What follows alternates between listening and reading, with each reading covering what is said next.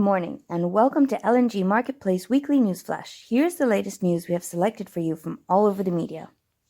The liquefied natural gas market is booming, but a massive glut is testing all the utilities and trading companies. Record number of LNG cargoes were unloaded in Northwest Europe, and Europe's ability to soak up more fuel is firmly in focus. Britain, home to 3 terminals, increased imports the most this year, even beating China, according to the industry research group Sedigas. The rising gap between cheap spot LNG and more expensive oil-linked gas may spur a new wave of reviews of contracts near expiry. LNG is set to expand at triple the pace of pipeline gas by 2040. While gas will still trail oil, it's set to overtake coal by 2030 in the global energy mix, as we read on Bloomberg. According to Hellenic Shipping News, Europe was the favored destination for US LNG in November, reflecting a shift in trading flows over traditionally more robust markets in Asia. Europe has become a home for US LNG amid the ongoing trade war between Washington and Beijing. Heading into 2020, those trends are expected to continue, with the UK, France, Spain, Portugal, Poland, and the Netherlands absorbing more US LNG. International Group of LNG importers claims that converting power plants to LNG and diversifying energy supplies will be driving investments in new import LNG terminals. Another driver is LNG to power in developing countries to move away from oil power generation. There is especially increasing use of floating storage and regasification units to import LNG, as stated by Riviera Maritime.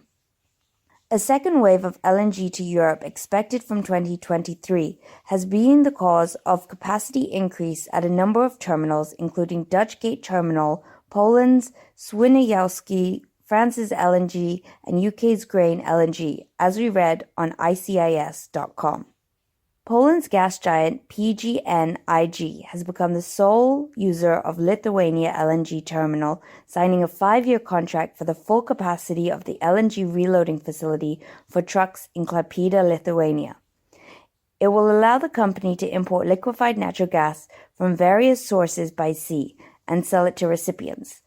PGnI will decide independently who to buy and bring LNG to the station from. This interesting piece of news we have found on the First News website.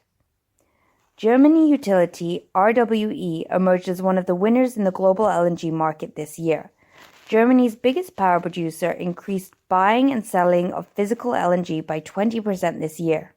It has tripled the profit at its supply and trading unit.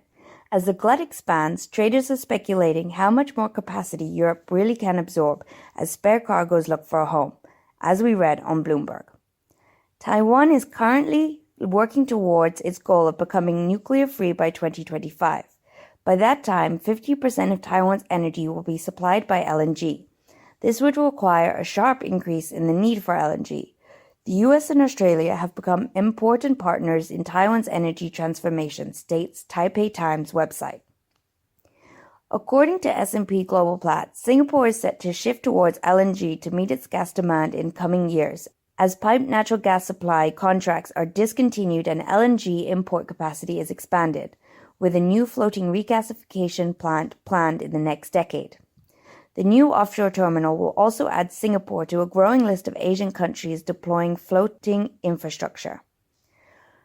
Russia's largest independent gas producer, Novatek, and its Yamal LNG project has exceeded its nameplate capacity this year. Located in Russia's far north, the liquefaction plant is one of the most competitive in the world.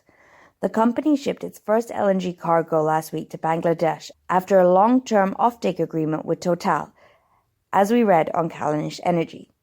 With the entry into service of the Arctic LNG carrier Yakov Gakel, Novatek's Yamal fleet is complete.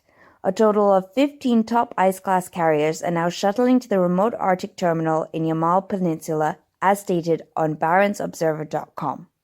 Pakistan is expected to request Qatar to reduce its LNG supplies under a take-or-pay long-term contract as its energy demand tumbles amid an economic slowdown.